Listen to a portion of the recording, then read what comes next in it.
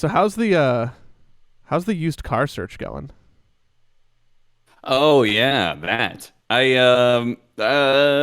mean it's not really going. I just kind of I'm looking for a new car, and by new car I mean a used car because you know what they say, you lose 25% once you drive it off the lot or whatever that number is. So, I'm looking for a used car to replace my piece of shit car because my car is literally falling apart every month. So I actually got to get a new car, and I want an electric car.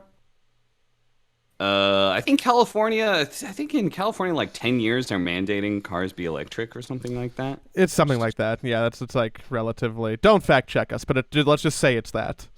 Yeah, yeah, and I think it's good for the environment anyway, and so it all just kind of coalesces into, well, if I'm gonna get a new car, I might as well get an electric car, and if I'm gonna get an electric car, I might as well get a newer electric car because, uh, Batteries. yes, exactly. Technology has significantly advanced when electric cars first came out, so that also means a lot of money, so that makes me sad. Also, the market. I mean, this is not a podcast about inflation, but the market for used cars has been pretty wild over the last year, and new cars and cars in general. Uh, are I mean, I guess an electric car makes sense for you too, because how often do you drive more than like 50 miles? Not very often. Like Very, incredibly very, very seldomly. rarely. Yeah. Yes, yes, exactly. And I know my apartment complex has some sort of plugins. So yeah, it's So I think it's a good idea. I just don't want to go through the hassle of looking for one, and I don't want to pay the money. I just got paid for TI. I don't want to throw away all that money. you could just take that money and then just put it in something else. And now you have an electric car. Think about all the dinosaur bones will love you, True. because you won't be burning them. They I say the most environmentally conscious thing is to not buy anything new ever. So, Yeah, so you're helping. And yeah. also, my stance on this, I think, and I think you're in this club too. I think that we gained so many good human points by not having offspring. That's like the most pollution you could ever do. True. The most you could True. ever do is like procreate, right? So I should be in carbon debt or carbon surplus. I'm in carbon surplus like Yeah. forever by not having Yeah. kids. Yeah, I Um, can have all the burgers I want. And those cows can fart out all the methane gas that they want to, but I am not producing more offspring, so it's okay. I can do that. so We I we, that, we should institute that law. That sounds like a great law. if you don't have kids, If you you, could have a gas vehicle. Yeah, and the more kids you have, the more environmentally conscious you have to be. You know what that would become? That would become, because actually being environmentally conscious is sometimes a little expensive, and that it would just end up being a tax for having kids, and only rich people would be able to have lots of kids. That's what it would come down to. Only they would be able to afford like the eco-friendly diapers, instead of the disposable ones, and a maid to clean up after everybody and all that shit. So yeah. um, I rented a car when I went to Texas for the esports awards, and I think your car's a little bit older, if I'm remembering correctly, It's and a 2004. and so I think that it's missing a lot of features that have just become more Yes. modernized. Like you don't have a Yes. backup camera, right? No, I've never had one of those. So I was of the opinion until very recently that basically there were two important features on a car, and this is going to be a very privileged conversation. There's two important features on a car that I think once you have, you can't go back from. One is Bluetooth, which there's hacks around if your car's old I've enough. never had a Bluetooth either. Yeah, Bluetooth connectivity for your phone. Number one. Uh-huh. Number two, backup camera. Because you never have to worry about hitting shit, and everything goes great. The backup camera is the best. Mm. But there's a third one now that I think is going to become like an absolute standard. Have to have this in every vehicle I drive now, which is the cruise control that automatically speeds up and slows down when the car in front of you slows down.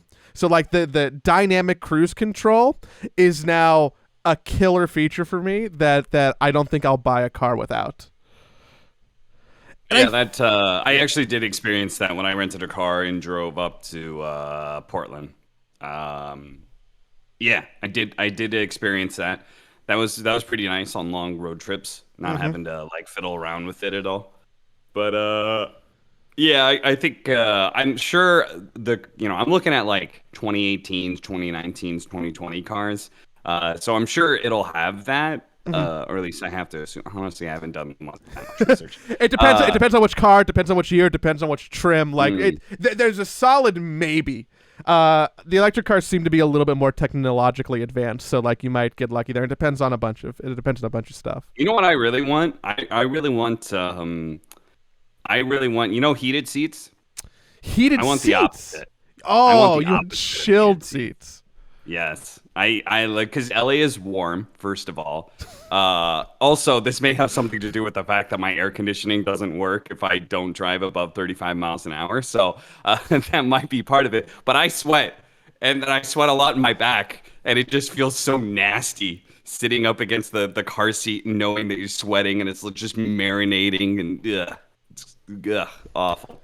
I appreciate someone like yourself who really commits to a car for a long time and like is okay putting up with like some of the bullshit, because at the end of the day you could get a newer car, but like Joey, if I was rich I wouldn't be saying this, believe me. If I was rich I would have a brand new fucking Tesla or some shit, but I'm not rich, so okay, fair. Well, let's get you a car that at the bare minimum has air conditioning no matter what speed you're driving at. I feel that would like be nice in Los Angeles. That would be good. Because you have about 3 months before that's going to be a giant problem again.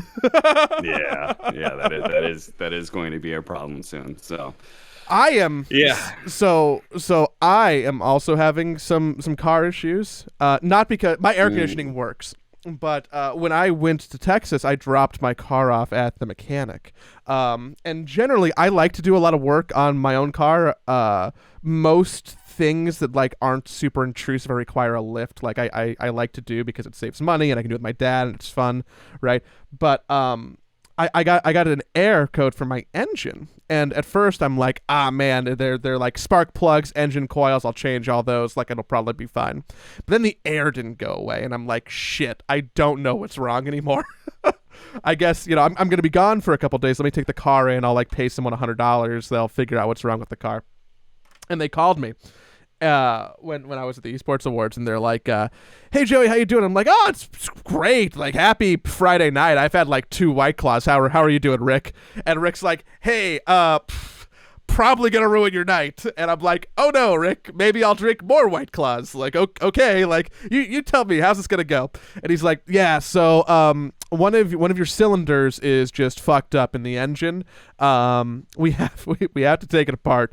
We have to get some parts machined to get it fixed, and it's gonna be $3,000. And I'm like, I'm sorry. I'm sorry. What was that? I couldn't hear you. Was how much? And he's like, it's gonna be about $3,000. And then what I wanted to do was immediately fall to the floor and roll around like a baby, because that was the visceral reaction I felt. I don't want it. No.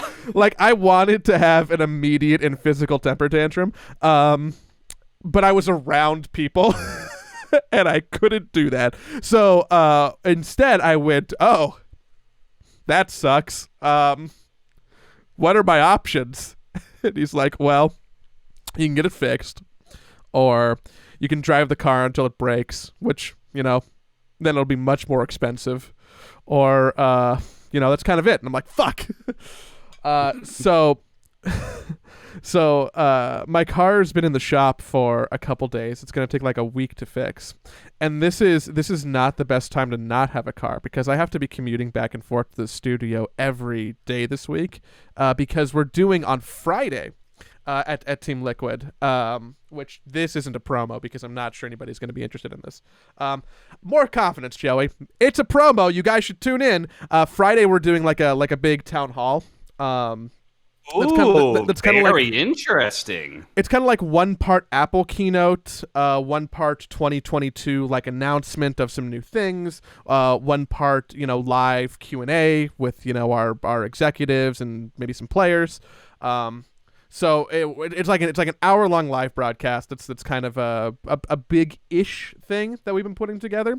I'm on it, which is probably a mistake. But what have you. But so I don't have a car to drive back and forth, and I'm about 40 miles from the office. So yesterday I was like, "Hey, can I just take one of the team cars because the LCS team isn't here? Like, surely I can just borrow one of the cars, right?" And they're like, "Yeah, do you want the Odyssey?" And I'm like, do I have to have the Odyssey?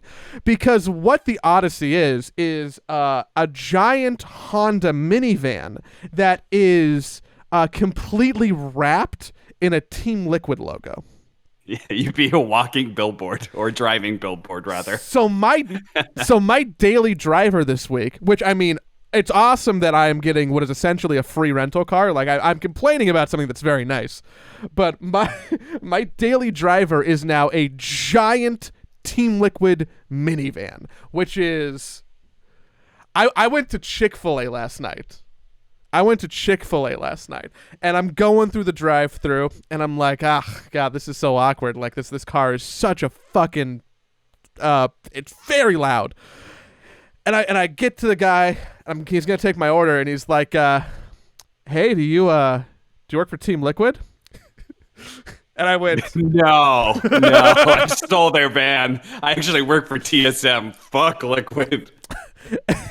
and I'm such a piece of shit. My initial reaction was kind of the opposite of that. It was, "Oh yeah, how do you know?"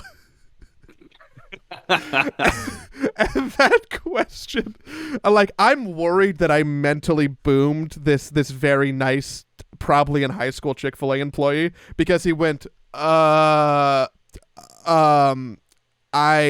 saw the sticker on the van. And I'm like, oh, silly me. I'm worried that he went home and has been thinking about that interaction for like 24 hours, going like, God, I'm such a fucking idiot. Like, I did not answer that question right. So yes, I'm hoping that no one else stops me. He really thought you were brought. Wait, I'm sorry. Was that a genuine how did you know? It was, right?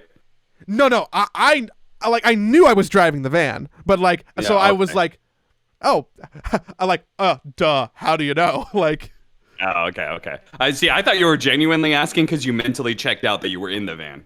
That's actually what I thought. He also thought I was genuinely asking, so he was confused because he didn't want to say you're driving a giant Team Liquid van, you idiot.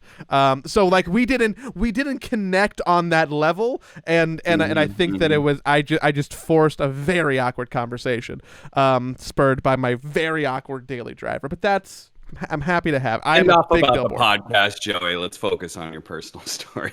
Yeah, hold on. It's been 10 minutes. We're fine. DPC started. It did. Sorry, real quickly. When's your thing? Did you say Friday? What time? Friday, 11:30. 11:30 a.m. Yeah. PST.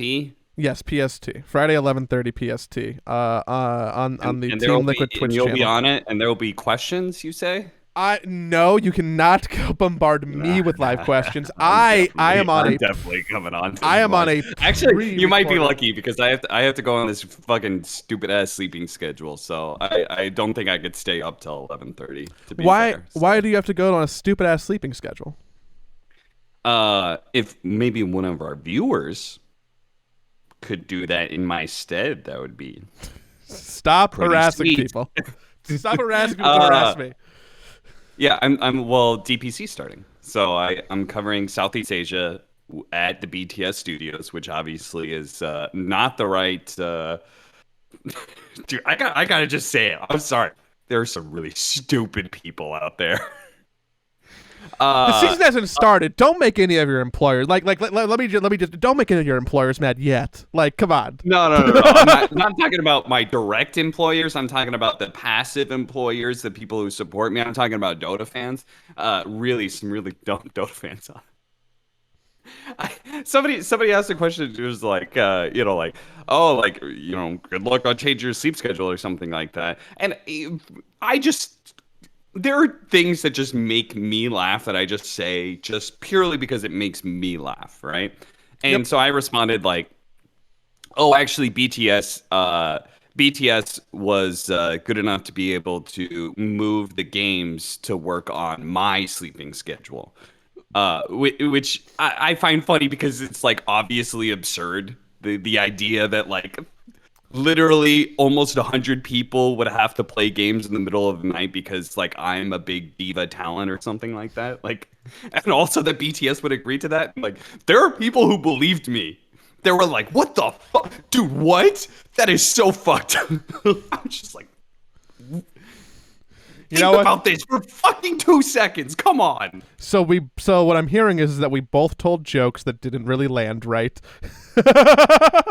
I mean, I don't even know. Like, mine was a joke to like the guy who responded.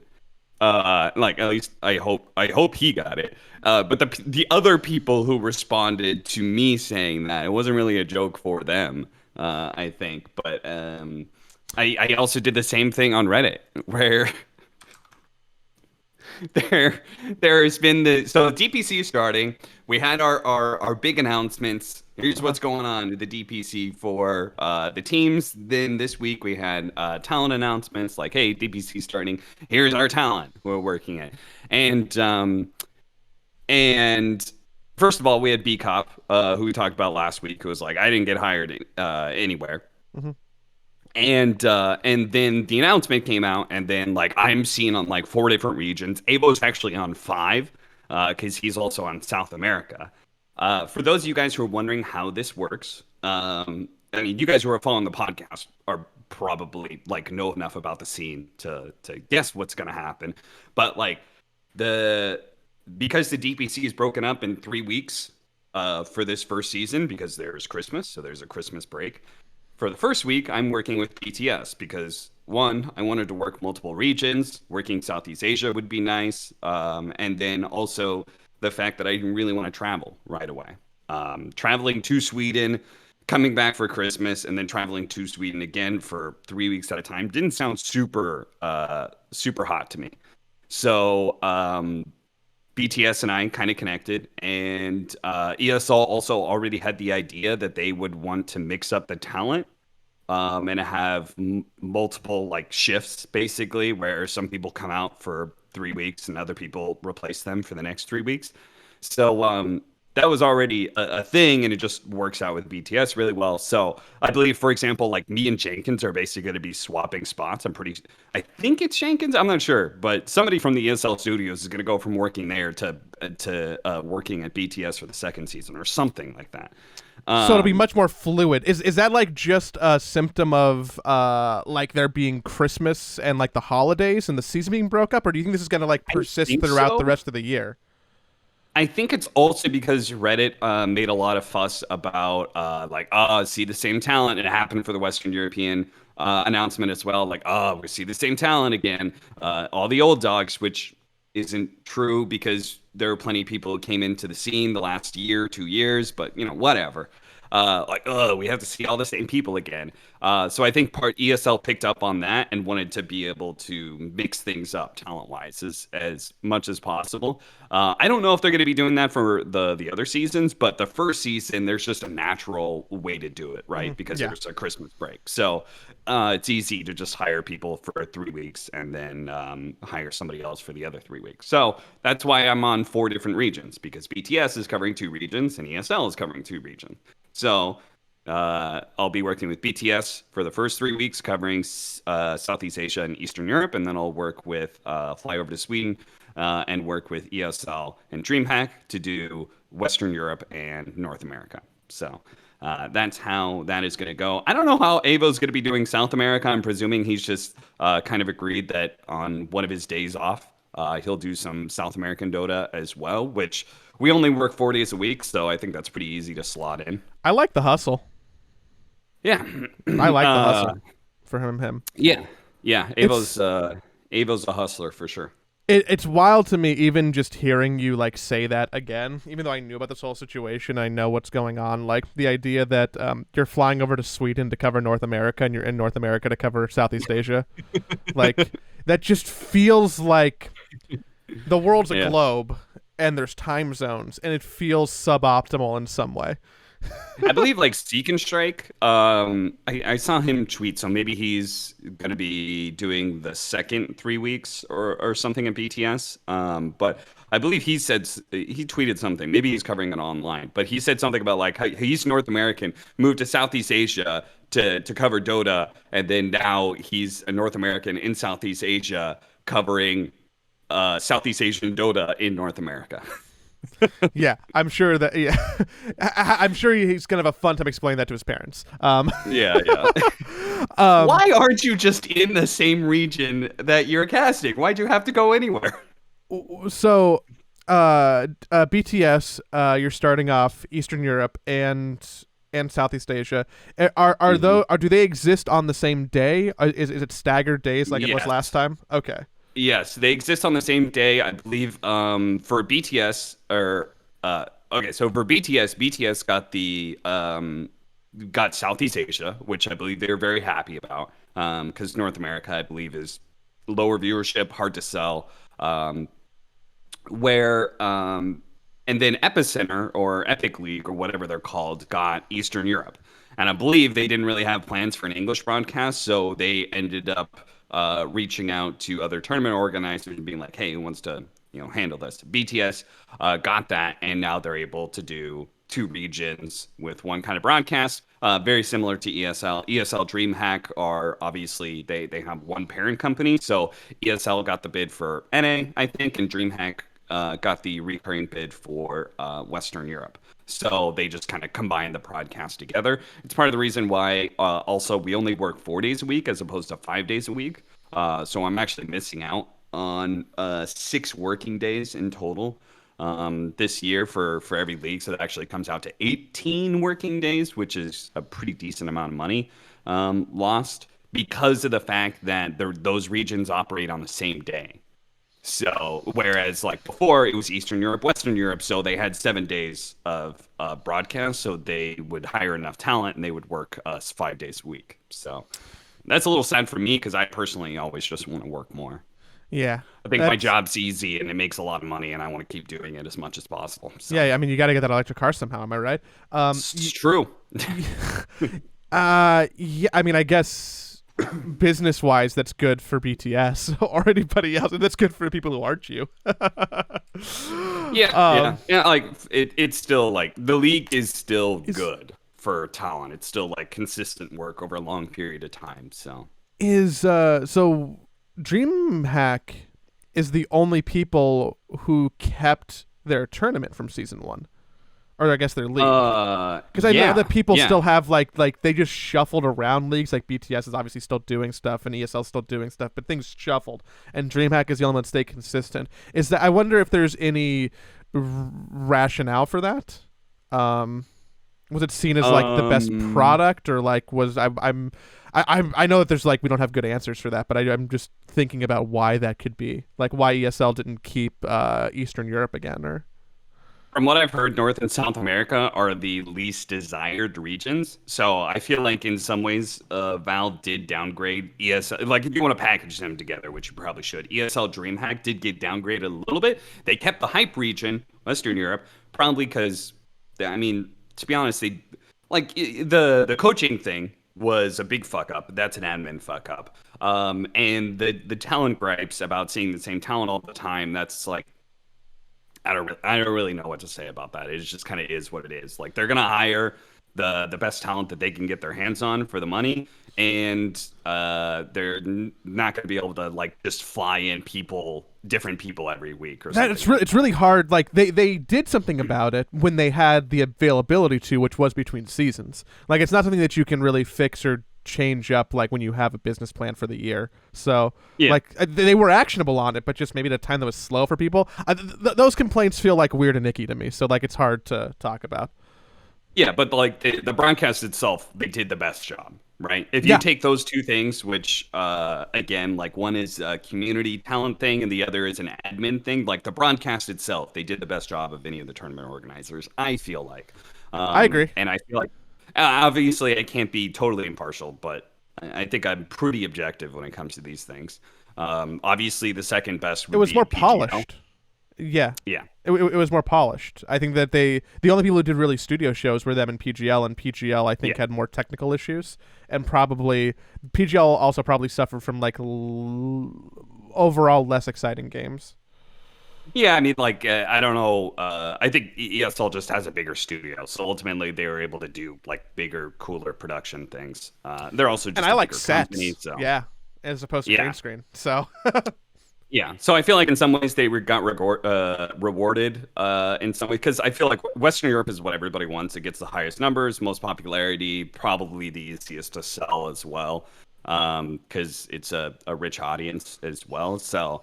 Whereas I know North and South America are pretty low on the priority list. Nobody's really happy covering North and South America. So, so I do feel like I'm not sure if Eastern Europe is like more valuable or less valuable than North America.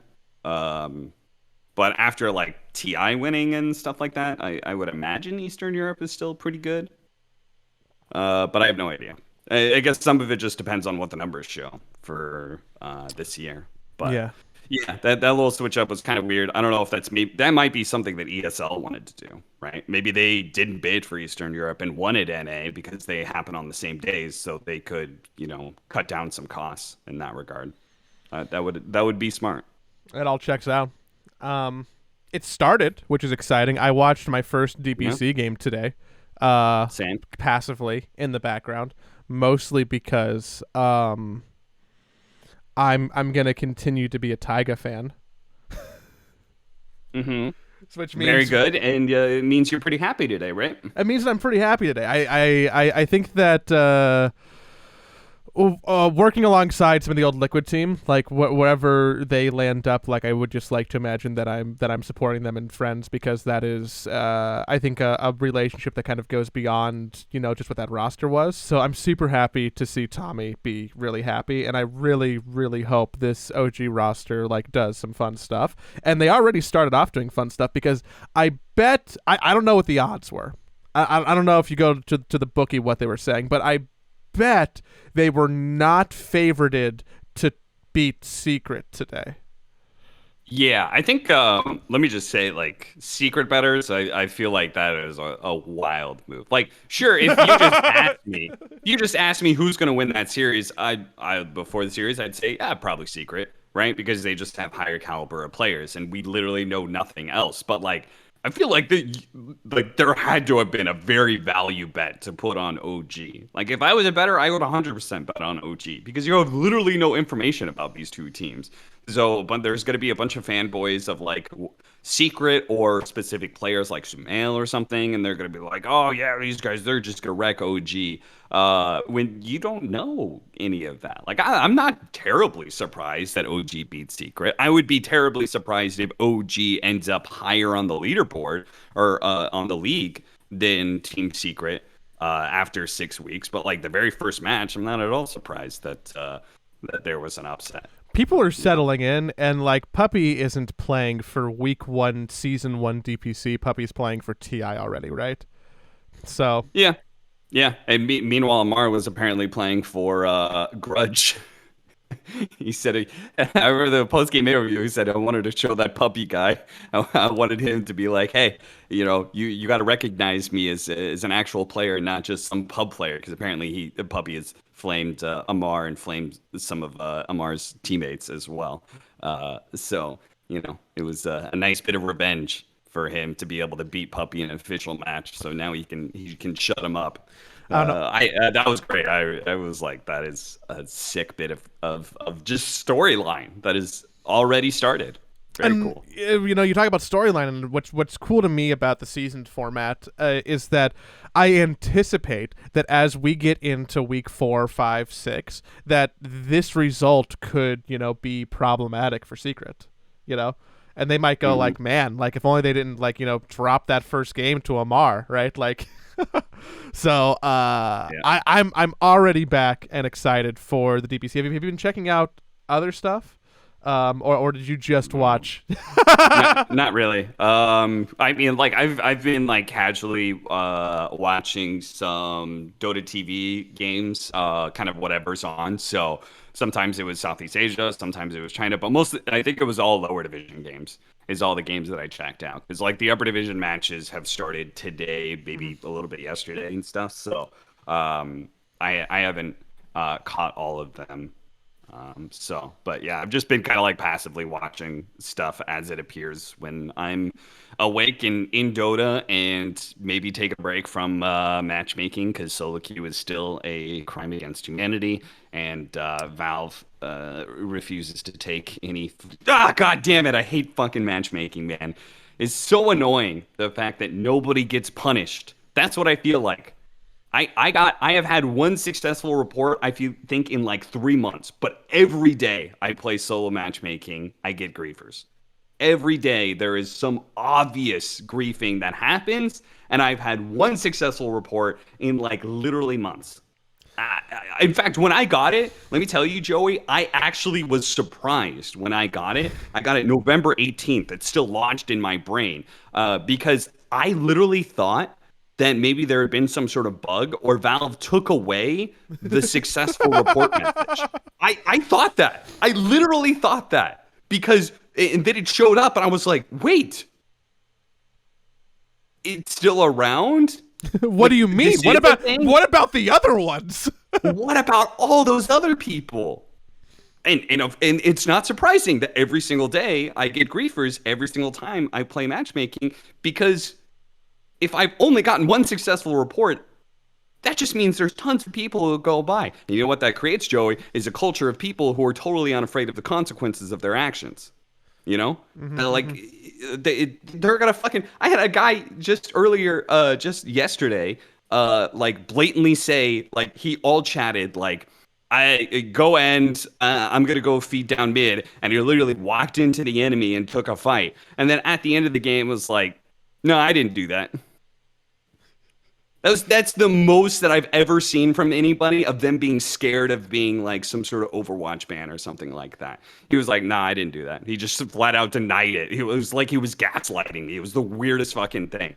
But the fact that people can literally all chat, go end, whatever, I'm AFK, and they won't get touched. They won't get touched.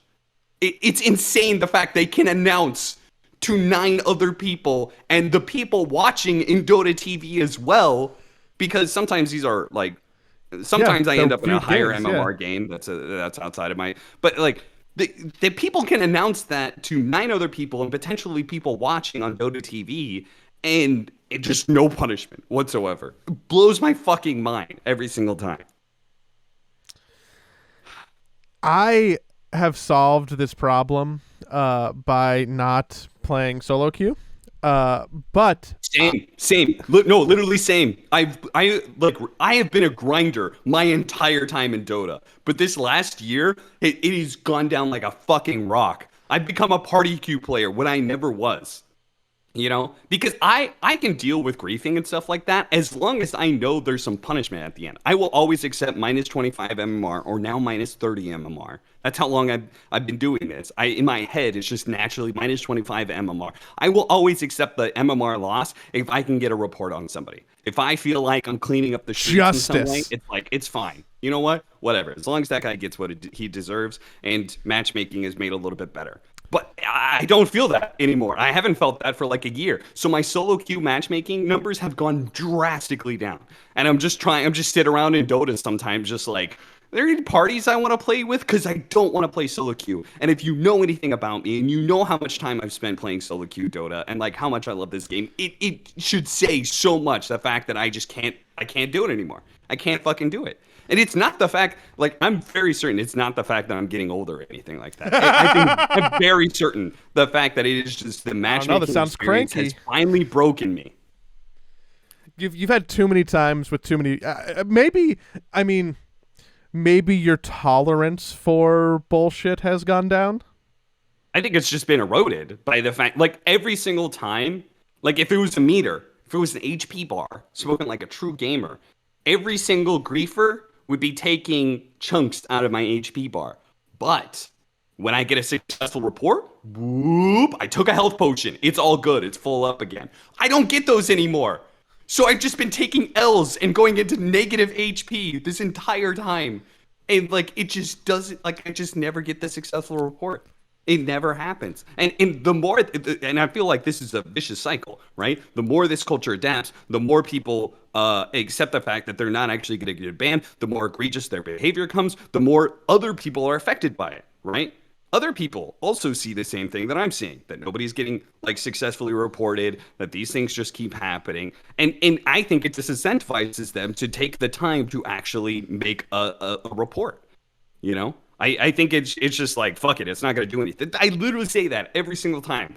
I put a report down, and I'm just like, it's not going to do anything. It won't do jack shit. It won't do jack shit. So, you know, this game's already dying slowly because it's an old game, but, like, whoo, it's going to die a whole lot faster if this matchmaking experience continues for another year. Well, or it's just going to lose all of its people who are, I don't want to say decent, but decent. Yeah. Because people, I suspect that people who don't like that behavior are more willing to walk away, right? And eventually you'll erode the people, similar to what you're saying, who are adding positive mental attitude to the community, and you'll be left with just the pool of people who are more toxic. So their toxicity will get worse, and you'll also remove people from the loop who are trying to, be the anti-toxic. To break the cycle, of toxicity. Yep. No. I definitely think that this sort of thing is a very vicious cycle. And I hope it gets handled, but I think in many similar ways to the DPC and, like, team organizations, like, they're just not sponsors for teams as well. I feel like in some ways it's a little bit too late, Like, you create the environment now, but I'm not sure if teams are going to be coming back to Dota to pick up teams and stuff like that. But we'll see. The never too late mentality always feels kind of icky to me because it's like, well, then we should do something today. Yeah. And I guess we are. Like, you are. Like, people are going to hear what you just said and complain. And, there may be a world where someone, who works in Bellevue, Washington, listens and goes, yeah, that's a problem. Maybe I should, change the priority list, or maybe I should talk to someone on Slack about that. I don't know. Does Valve use Microsoft Teams? Who gives a fuck? But, like, this is probably an outlet and a platform to, like, actually properly have the discussion and try and create change with the voice you have. But, like, I guess, is it because other people have other priorities? Like, so I have been playing a lot of Halo Infinite recently. Mm-hmm. Specifically over the Thanksgiving break, which is like the last, 3-4 days of the weekend. I played a fuck ton of Halo Infinite. Anyone curious, Diamond 3, probably going to get to Onyx. Wow. It's pretty good. I think it's pretty okay. I don't know. I assume Diamond is very high. Just leave it there. Like you were doing great. I was feeling good. Leave it there. It's bronze, silver, gold, platinum, diamond, onyx, and onyx is immortal with, like, ranked numbers or challenger, and diamond is divine or what have you. So pretty close to the top. I haven't played a Halo game in like 8 years. I'm just bragging now. Anywho, yeah. I actually garnered a bit of appreciation for the systems that Valve has in place because I wanted to report bad behavior in Halo. because Mhm.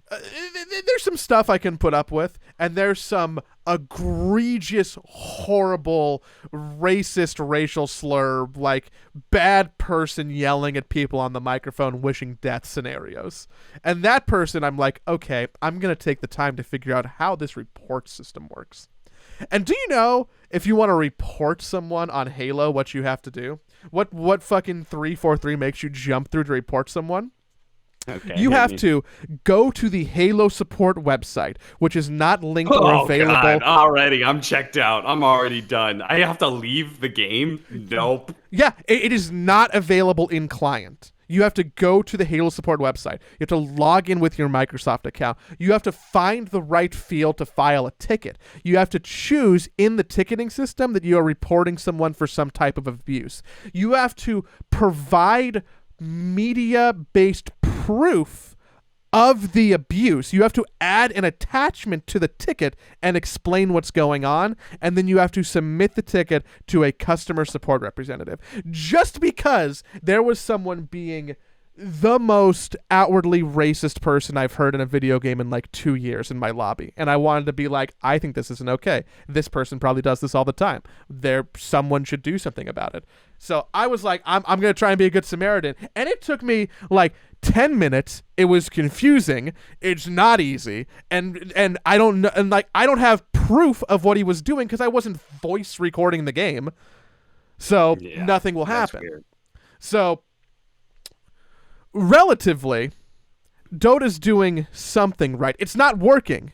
Is the argument that we're having? They're like the system isn't meeting the ends that we want it to The have. game that's a decade old does have more features than the game that just released. Yeah, you're right. Okay, but so there is so much. I think that we're really coming to a time where there's so much focus on accessibility options in game. There's so much focus on people talking about developers and also publishers about cleaning up their community. About like we're not gonna allow people to be like complete fuckwads to each other, right? I think that's the trend we're going on, and we see people who are leaders in that, which are probably the games that are most affected, which are probably like Counter-Strike, Dota, League of Legends that like have stuff built in from these big publishers. Oh no, did you just say CS? I know their matchmaking is even more godforsaken than Dota's. It's pretty fucked. But it's wild to me that Microsoft or Xbox, because I'm wholly ignorant. Like I don't go play Call of Duty Xbox Live matchmaking. I'm sure that maybe it's truly a cesspool. But like the fact that you can't say like, hey, flag this person in a way that is like easy accessible from the scoreboard is just asinine. No, that is honestly that is pretty fucked up, because I feel like over the last decade we have definitely learned that like, hey, make your online experience like just give people ways to report, because it works both ways, right? Like you can clean out like bad characters and potentially reform them as well by having them go through whatever kind of punishment you have them go through, whatever. But then also the fact that it also, like I was just having my rant earlier, it fills up my HP bar. It makes me like feel better about my experience retroactively if I'm able to report that person. If I'm left like helpless, and I'm just like, I had to deal with this behavior. I heard this sexism, this racism, this guy was cheating, this guy ruined the game in some way. Like, it retroactively makes me feel better if I'm able to report him to the cops, It gives me some semblance of power in this situation, whether I was a direct victim or just, a bystander, somebody who watched somebody else get harassed or whatever. It gives me some semblance of control of the situation for me to be able to report them. So, yeah, that is really weird. The fact that they didn't ever think that out. Because, like, obviously...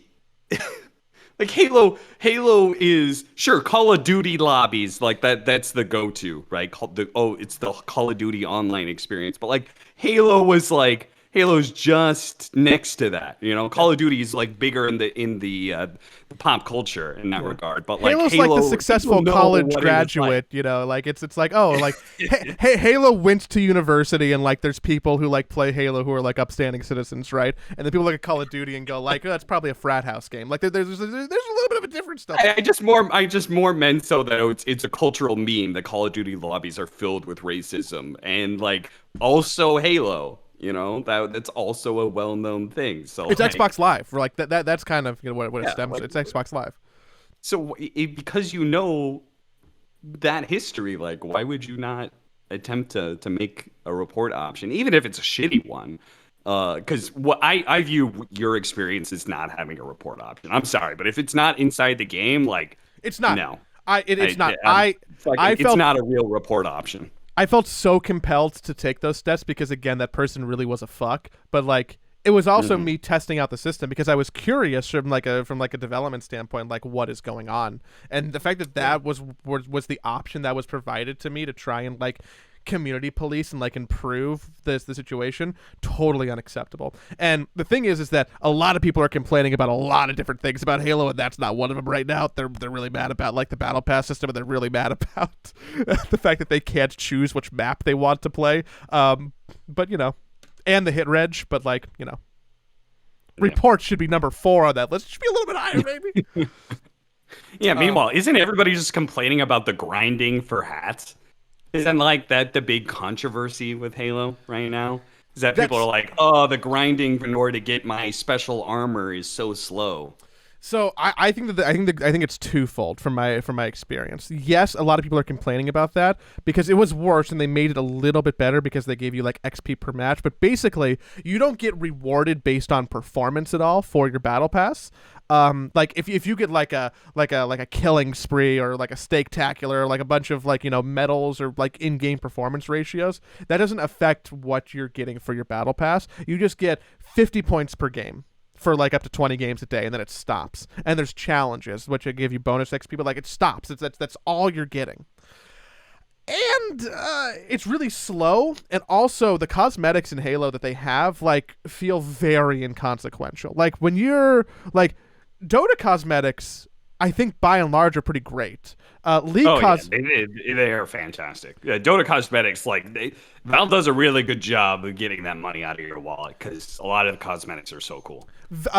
Counter-Strike skins are probably some of my favorite cosmetics. Valorant, I don't like the way that they do their pricing structure and the way that stuff works for them, but like the stuff they do is really cool. I think they have a really savvy way of doing it. I think Apex stuff is really good. League of Legends stuff is different, but also a lot of people love it. People love that the skins are like wide and diverse and make people like completely different characters. The Halo cosmetics are like, my hat goes from 17% angular to 12% angular. And like the difference between like cosmetics on a Spartan, and I think this has been an issue for a while, but like I'm ignorant to like Halo over the last 5 years. The difference in cosmetics is like so minute that you're not really like, oh man, that helmet looks so cool. It's like, it just looks like, you know, a slightly different Spartan helmet that has like a flashlight on it. Like it. Yeah. So there's a lot of grinding for stuff that like I don't think ever feels really good. Dota, when you get the battle pass in Dota, you're like, oh man, I got these immortal chests. Oh man, I got like these emotes. I got all this stuff that feels good. But grinding the Halo battle pass does not feel good and doesn't really make me want to purchase it. So that's kind of wonky. People don't like the grind and how slow it is. It's very slow. And I'm just saying the report option feels like it probably should be a bigger problem, you know, than the hat. It sounds like to me 343 probably just shouldn't have released a battle pass to start off Halo, and should have just been like, hey, we're gonna do this in the future. If they're gonna do a bad job of it, you know. I think that they didn't learn from Apex, because Apex had a very, very, very similar issue when their battle pass came out for the first time, which was progression. It was super slow, like painfully, incredibly super slow, and they had to artificially find a way to like inflate the Apex economy with stuff.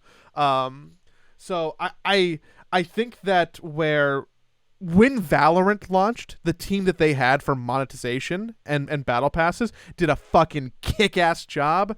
I don't think the people inside 343 were like the right developers for it. Like I think that their like ideas were old and they feel a little bit out of touch and they aren't as rewarding as they want them to be. And maybe that's talking poorly of the developers when really there was like, big calls from up on high and big boss men saying like, no, you got to make people suffer, and they're like, but we want to do a better battle pass. Like I don't want to vilify them without knowing, but like if you compare it to other games that have been released, like it doesn't feel right. Also, I really don't like the Fortnite store model where you just have random things on sale every 24 hours and that's the only time you can buy something. Oh, yeah, that is weird. I wonder if Valorant, I have to imagine, especially since like we just talked about how Valve does such a great job with Dota and CS, and in that same regard, it has to be something that like you as a developer learn, right? Because Valorant got to experience that with League of Legends, and I don't know if there are other games have those sort of things, but I imagine they do. I should disclose that I do know the person who was in charge of the Valorant monetization and skin rollout is a friend of mine. We played Dota together on the UCLA team, and he is a big Dota person who is never going to listen to this, but he's a Dota person. He learned a lot from Valve and studied them a fuck ton when he was doing the Valorant stuff, and he studied everyone, but like he and I know him, so like I'm praising them, but I'm also praising a friend. I'm glad you disclosed that, Joey. I no longer believe you. Valorant has a shitty system. No, it's really good. It's really good. No. Your personal biases have ruined your entire analysis of the situation. Go fuck yourself. Halo did a bad job. Let's go back to shitting on them. If anyone wants to play Halo with me, let me know, though. I'm probably going to play a lot of Halo. I said that last week, but I noticed my DMs are conspicuously empty, Joey. Well, I mean, I don't know if we can play ranked you together. Literally you just threw that out to the general public, but you didn't hit me up. Shame. It's free. Yeah. Hold on, let me just exactly. So what is? If it wasn't free, I could see a reason for you not to hit me up for it. Well, I don't want to make him buy $30, $50, $60. Hey, wanna play Halo later?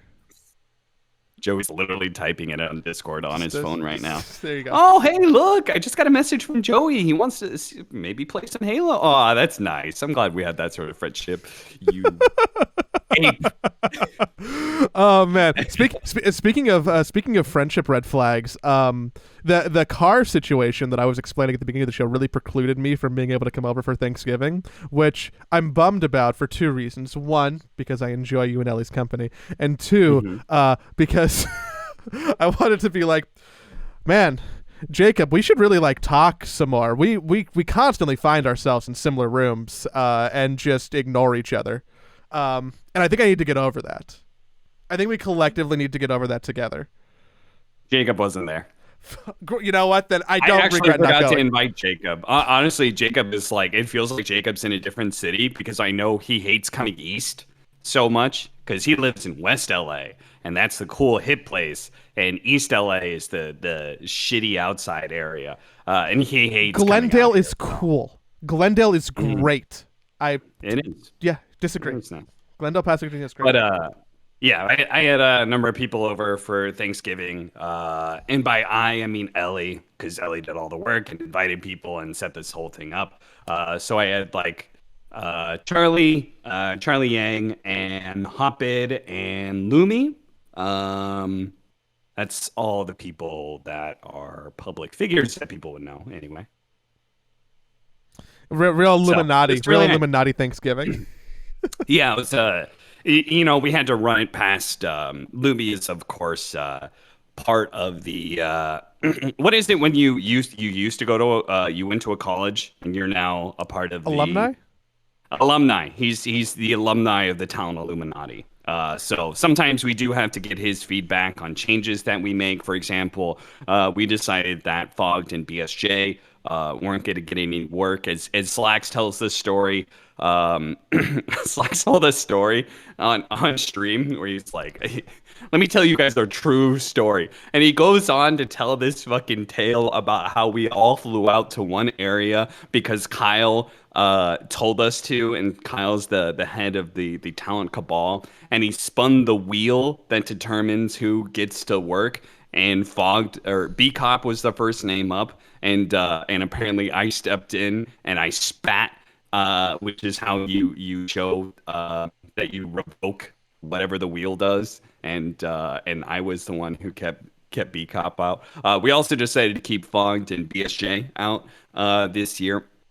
That's pretty interesting actually, just because of the fact that B Cop is like on that like tier two, like he's on the cusp of being able to like maybe break into tier one. Like he's consistently getting work. He's gotten hired for a major, but like Fogged is like a staple at this point in time. You know, like Fogged will go down as one of the constant staples of the talent scene, the Dota talent scene. He's been working consistently ever since the Manila Major, back when the Valve Majors were still a thing. I think that was his first gig. Don't think he got hired for that TI after the Manila Major, but then he started working with Owen, and then from there on out, he's been pretty much at every single big event ever. So, who's Owen casting with? Whoever's there. So I think he was casting with T Governor earlier. He'll probably cast with Jenkins at some point in time, who's also in studio. I don't know if Tsunami is going to do any casting. He's another person who's there in studio. I believe Purge is mostly focused on the Weatherman stuff, which is, I believe, part of the reason that BSJ was not hired this season was because I think ESL probably viewed him as like the Weatherman replacement to Purge, and so this time around they got Purge. I don't know how that exactly happened or whatever. So, but Fogged is kind of interesting. I have to think. I'm not going to touch this too much because this does involve some like personal things that I don't want to like leave my friends high and dry by spilling some things on the podcast. But I do have to think that I wonder how much like Fogged and BSJ like tried to reach out to other tournament organizers, you know, because if like ESL didn't hire them, and that's where they worked last season. I have to wonder, like, if you don't get that email, I wonder how much they talk to other people. I legitimately don't know, because that sort of thing is like, if ESL DreamHack didn't hire you, then surely there must have been other tournament organizers that would be interested, but you have to actually like let them know, like, hey, I'm available. You also probably have to lower your rates because that's why you see a lot of the same big names at ESL DreamHack, because ESL DreamHack pay our rates. If I was to go somewhere else, for example, can I have another rant? I know we usually do one rant a show. Can I have a second rant? You can have a second rant, but just for today only. Okay. Let me just say that previous matchmaking rant, that was not planned in the slightest. I literally just thought about it and it just flowed out of me like breaking open a dam. That's real rage. That's real. It's pent up. Yeah. This one is actually like, you know, in the back of my head. Like maybe I'll talk about this on the podcast. So this whole talent hubbub, right? There's a big thread about Fog not getting announced, and people, of course, threw shade on the people who did get hired. One thing to note is that the people that the community, some parts of the community don't like, they probably don't charge as much as the people who are like very beloved by the community, right? If you're at the top of the pyramid or whatever, you're probably charging the most. So I will say that like there are some factors here that are involved, that like I know for example have not been hired for an event or two because I charge top tier rates. I charge the same rates as Owen, and so you know sometimes it comes down to it. They're like, we can afford to hire one great casting pair. They're obviously going to go with Owen because he's more popular. And then they're like, we can't afford a second one. So sorry, we're not going to hire you. We're going to hire this other casting duo who is is not quite as popular, but is very good, and that just makes sense. I have no problems with that whatsoever. I think that's honestly just smart. So, yeah, so people were throwing shade at other talent, like certain names that just keep on popping up that people love to hate, sort of deal. Like, oh, how does this person get hired? And this person just isn't even there. When talent announcements go out, first of all, talent announcements are like, they're like a tournament organizer in a way. It's like they're bragging about how many friends they have or something like that. Like, look at how many cool people I have on my friends list. It's like the MySpace top 8. Remember that?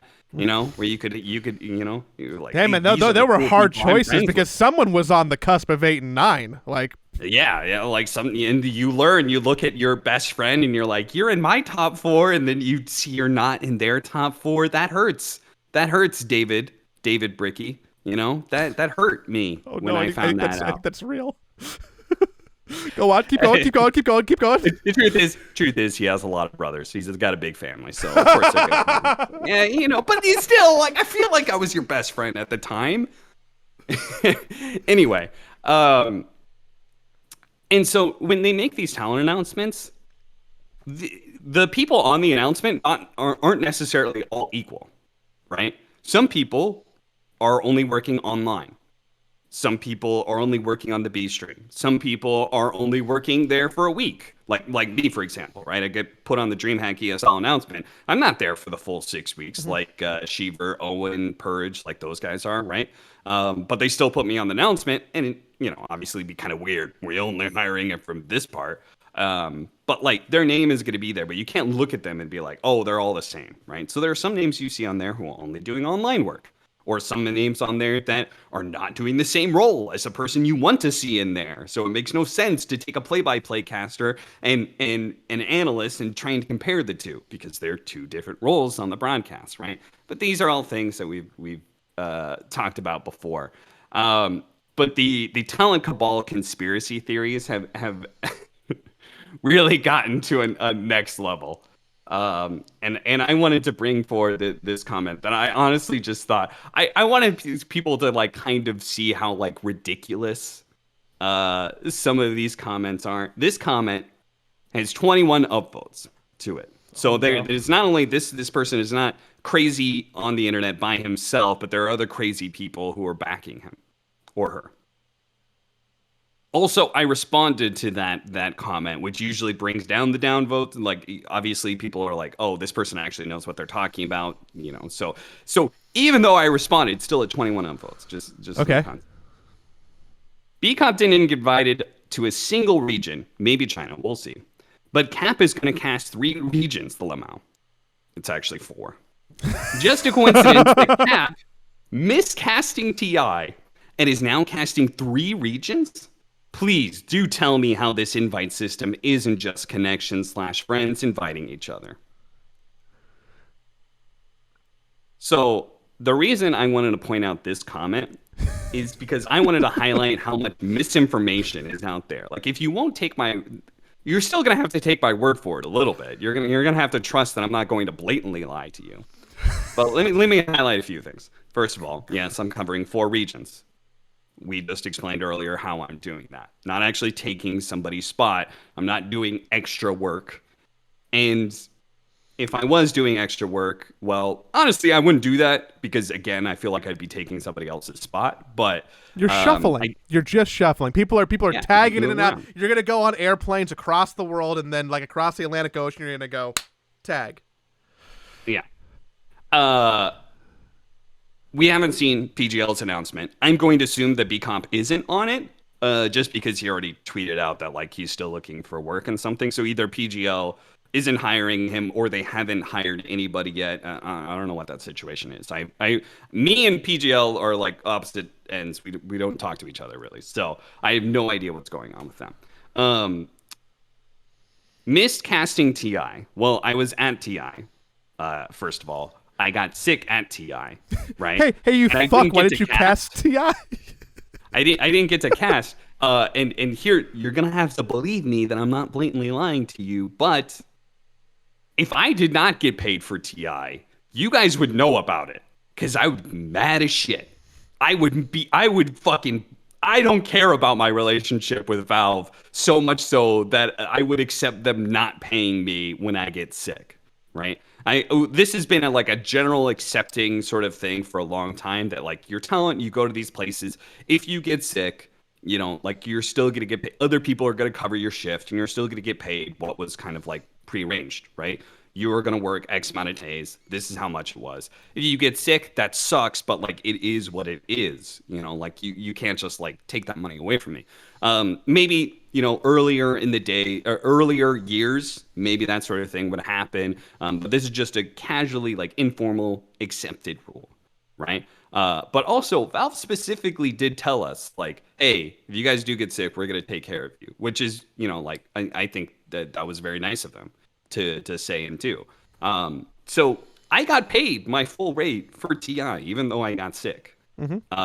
And you believe me, if I didn't, I would have just shouted it from the fucking rooftops because that would be incredibly unfair. They also talked about, and multiple people talked about before TI even happened, that was going to be the case. Like it was like very clear expectation in COVID world. Like, yeah, yeah.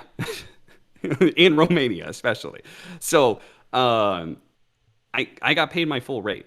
I'm not in any financial. There's also this, like because of that, I'm in financially dire straits, and therefore I need the extra work to be able to make up for it. That also could be more true because doing this multiple region thing is actually getting me less money. Because again, ESL DreamHack pays the full tier 1 highest level rates. So like I'm actually taking a pay cut by doing some work with BTS, but that's fine with me. I accepted whatever rates that they offered because one, I wanted to do multiple regions because things were a little bit stale doing only one region. It was important to the community, obviously. That's the funny thing is like some community people have a problem with it, but I'm literally doing this in part to try and appease the community where they're like, oh, no talent want to do like the tier 1 guys don't want to do like Southeast Asia or something like that. I'm literally taking efforts to try and cover the region that has been like the most problematic in that regard. Is Southeast Asia, right? Like I'm taking the effort, I'm taking a pay cut to do this. Also for my own personal benefit because I don't want to fly again. And you get to be home for the holidays. I get to be home for the holidays. Nice. Yeah, it'll be nice. So like I'm not saying this is totally selfless or by any stretch of the imagination. I just thought it would be fun.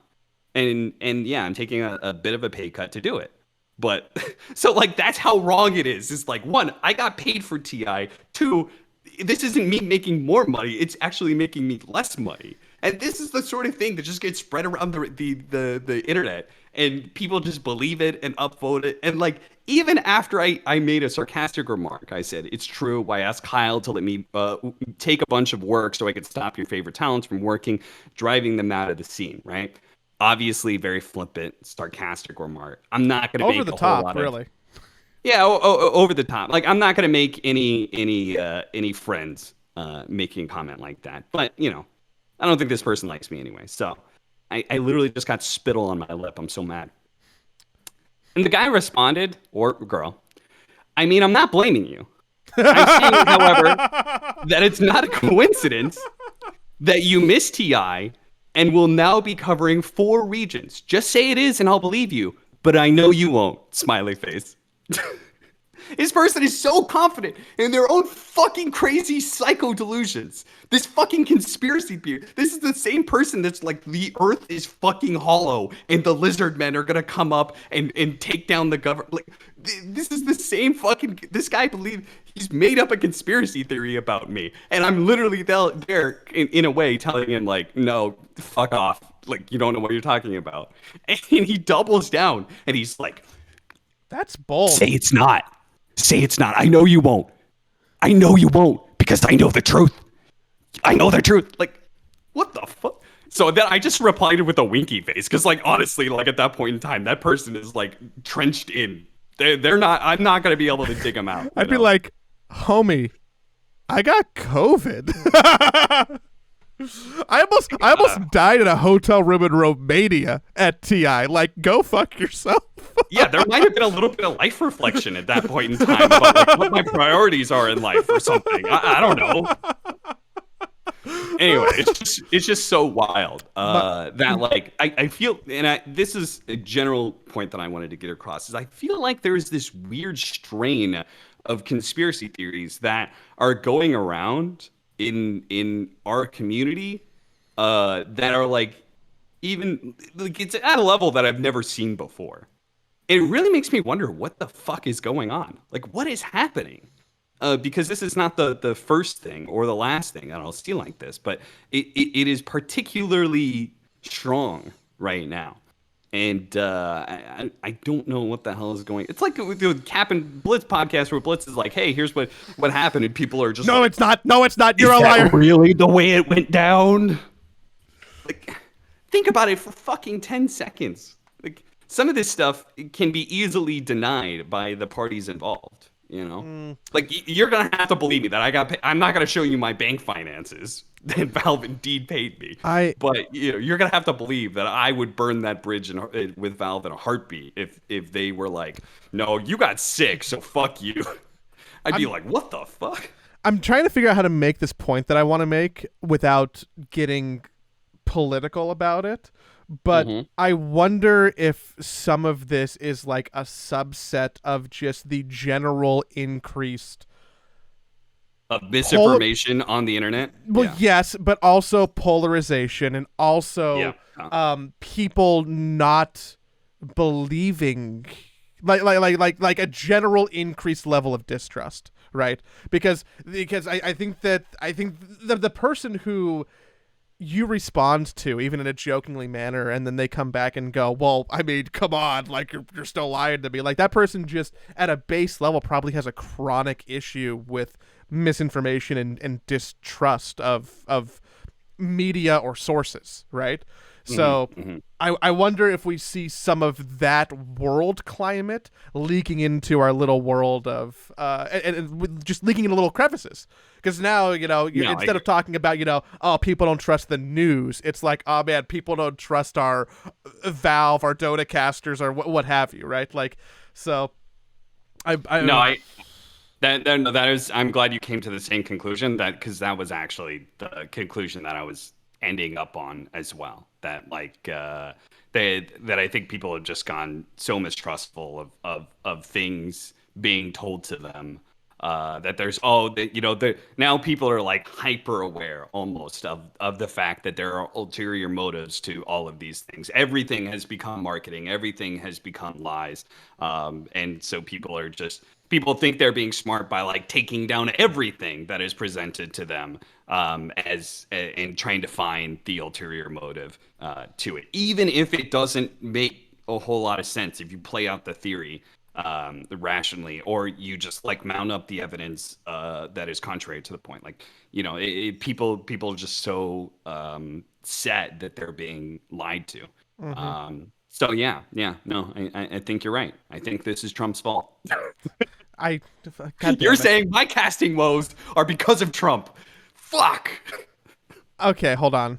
Let's be clear for a second. I meant Rupert Murdoch. Right. Okay. But not to get too political about it. You started this, and now someone is going to leave a comment I don't like, okay? That's what's going to happen. Like, fuck off. Speaking of comments, I know that you read a Reddit one, and I also want to round this out by reading another Reddit one, because I think that this both serves as a shout-out to someone who I'm pretty sure listened to the show, and also a sage piece of advice that got more upvotes than I thought it would on Reddit.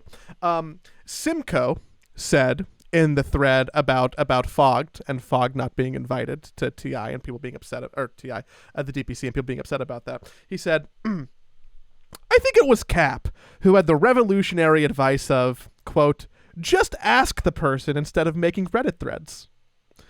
And that's someone who listened to the show last week. Okay, let me ask you, do you think that's being genuine? Yes. Like, okay, Yes.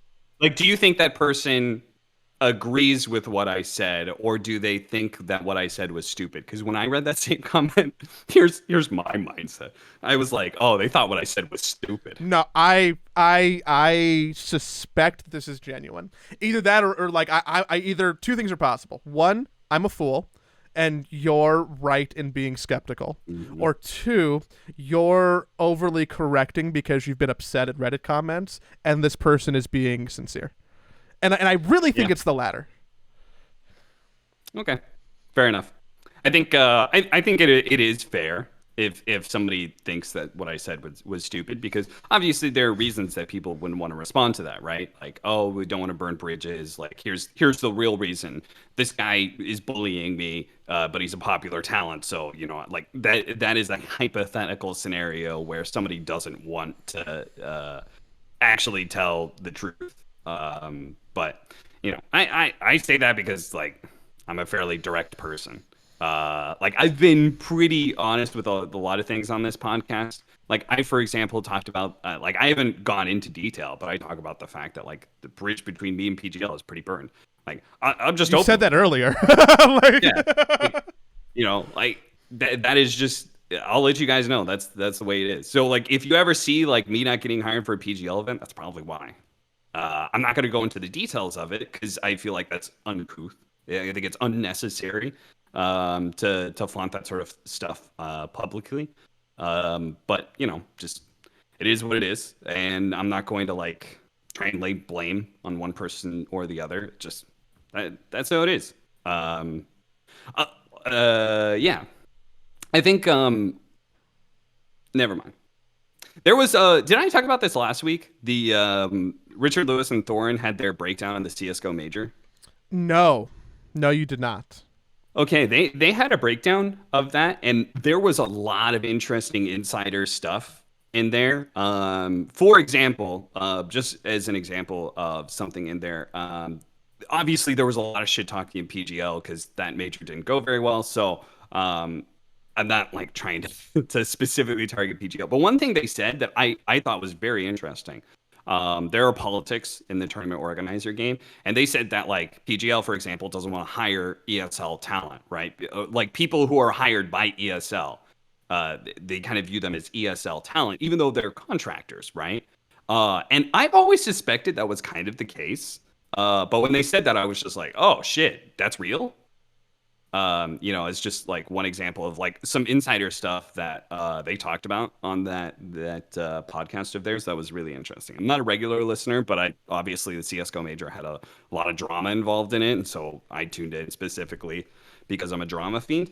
And they actually talked about a lot of interesting like insider talent stuff or tournament organizer stuff, a lot of stuff just like how the industry works, sort of deal. That some of it was even a surprise or a confirmation for me that of something I didn't necessarily know was true. That feels very easy for me to believe. Like I'm not super skeptical of that. That sounds very easy to believe. It just kind of makes sense if you're at war, quote unquote, with like another company. Like you want to try and take as much power away from them as possible, and I guess one of the ways would be not hiring the same people that they hire, which is just one potential rift between me and PGL, right? Because I've worked every ESL event since ESL One Frankfurt. I've worked every single ESL one there has been. I mean, I guess there's different strategies to go about that. If you're gonna use the war analogy, like there's always a bunch, and that one would be cheapening your opposition's like stars by not giving them a stage at your event. Yeah.